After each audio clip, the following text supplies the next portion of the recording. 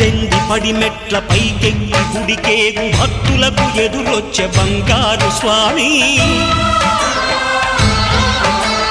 ఇరుముడులు స్పృశించి శుభమనుచు దీవించి జన బృందముల చేరే జగమేలు స్వామి తన భక్తులొనరిల్చు తప్పులకు తడబడి ఒక పక్క ఒరిగెన ఓంకారమూర్తి